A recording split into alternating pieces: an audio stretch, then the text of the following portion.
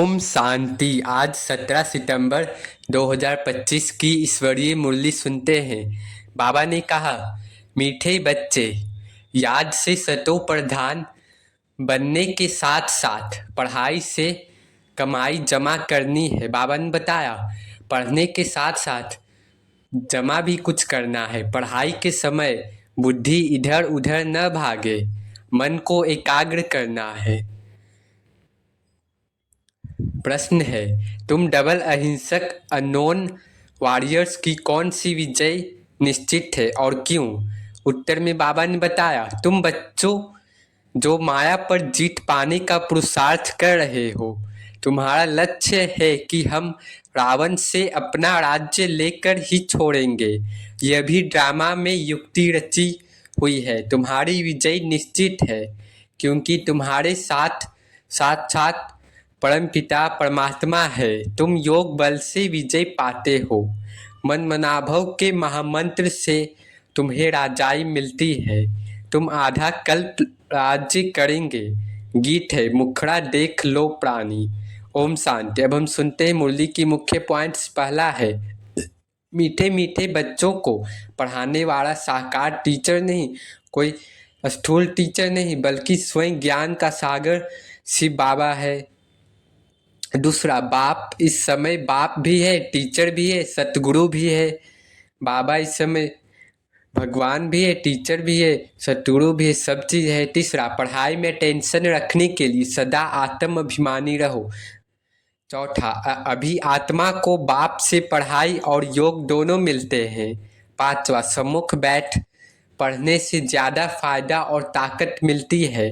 छठा, याद और पढ़ाई से आत्मा सतो प्रधान व पवित्र बनती है। सातवां, परमात्मा योगेश्वर है, वह खुद योग नहीं लगाते, सिर्फ योग सिखाते हैं। आठवां, श्री कृष्ण की आत्मा भी संगम युग में योग सिखाती है, फिर योगेश्वर योगेश्वरी बनती है। नौवां, विनाश नजदीक है, इसलिए माया पर जीत पाकर कर्मातीत अवस्था बनानी है। 10वां, अंतिम समय में केवल मन मनाभव का महामंत्र काम आएगा। 11वां, सत्युग त्रेता में हिंसा नहीं होती, वहाँ अहिंसा परमो धर्म है। 12वां, तुम हो इनकॉग्निटिव वॉरियर्स, मतलब अज्ञात परंतु विश्व प्रसिद्ध है। 13वां, याद और सेवा से ही उच्च पद और खुशी मिलती। बाबा ने बताया, बाबा की याद और सेवा से ही ऊंचा पद और खुशी मिलती है। 14, शिव बाबा ब्रह्मा के रथ द्वारा हमें पढ़ाते और खिलाते भी हैं। 15, सदा स्मृति रहे, हम शिव बाबा के रथ और बच्चे हैं, इसी से शक्ति मिलती है। अब कुछ धारणा पॉइंट से, पहला, आत्म अभिमानी में स्थित रहना है और बाबा की याद और पढ़ाई पर पूरा अटेंशन देना है। पवित्रता और अहिंसा को जीवन में उतारना है। बाबा ने बताया, पवित्रता और अहिंसा, बिना हिंसा को कुछ भी कार्य करना है और जीवन में उतारना है। चौथा, श्रीमत पर चलकर सेवा भाव से कर्म करना। नशा चढ़ाने वाले कुछ पॉइंट्स हैं। पहला, हमें खुद शिव बाबा स्वयं भगवान पढ़ाते हैं, ये हर दिन याद रहना चाहिए। हम योगेश्वर योगेश्वरी बन रहे हैं, विनाश के बाद हम विश्व के मालिक होंगे। हम इनकॉग्निटिव वॉरियर्स हैं, अज्ञात परंतु महान है। यानी बाबा ने बताया, तुम गुप्त योद्धा हो, दुनिया को पता भी नहीं है कि तुम क्या महान कार्य कर रहे हो। बाहरी रूप से तुम साधारण मनुष्य दिखते हो, नौकरी व्यापार घर परिवार में लगे रहते हो, परंतु अंदर से तुम माया के खिलाफ खुद लड़ने वाले आत्मा योद्धा हो। बाबा ने बताया, तुम अंदर से खुद लड़ने वाले आत्मा योद्धा हो।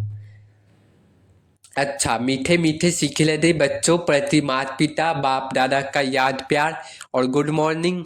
रूहानी बाप की रूहानी बच्चों को नमस्ते।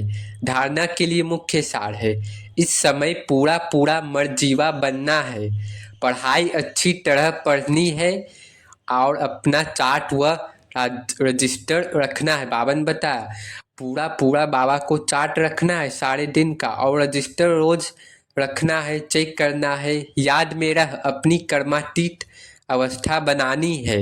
दूसरा, अंतिम विनाश की सीन देखने के लिए हिम्मतवान बनना है। बाबा ने बताया अंतिम विनाश देखने के लिए हिम्मतवान बनना है, अंदर से हिम्मतवान। मैं आत्मा हूँ, इस अभ्यास से शरीर का भान टूटता टूटता जाएगा। वरदान है, देह भान को त्याग कर निक्रोधी बनने वाले निर्माण चित्त भव। देह भान का त्याग कर निक्रोधी बनने वाले निर्माण चित्त भव। बाबा कहते हैं जो बच्चे देह भान का त्याग करते हैं उन्हें कभी भी क्रोध नहीं आ सकता, क्योंकि क्रोध आने के दो कारण होते हैं। एक जब कोई झूठी बात कहता है और दूसरा जब कोई ग्लानि करता है। बाबा ने आज बताया क्रोध के आने के दो कारण है। पहला जब कोई झूठ बात बोलता है तब, और दूसरा कोई ग्लानि करता है, दूसरों कमजोरी सुनाता है तो गुस्सा आता है। यही दो बातें क्रोध को जन्म देती है। ऐसी परिस्थिति में निर्माण चित्त के वरदान द्वारा अपकारी पर भी उपकार करो। बाबा ने बताया निर्माण चित्त रहना, अपकारी पर भी उपकार करना है। गाली देने वाले को भी गले लगाओ। बाबा आज कर रहे हैं, गाली देने वालों को भी गले लगाओ। निंदा करने वाले को सच्चा मित्र मानो। बाबा बता रहे निंदा कोई करे तो भी सच्चा मित्र मानो, तब कहेंगे कमाल। बाबा करें तब कहेंगे कमाल। जब ऐसा परिवर्तन दिखाओ तब विश्व के आगे प्रसिद्ध होंगे।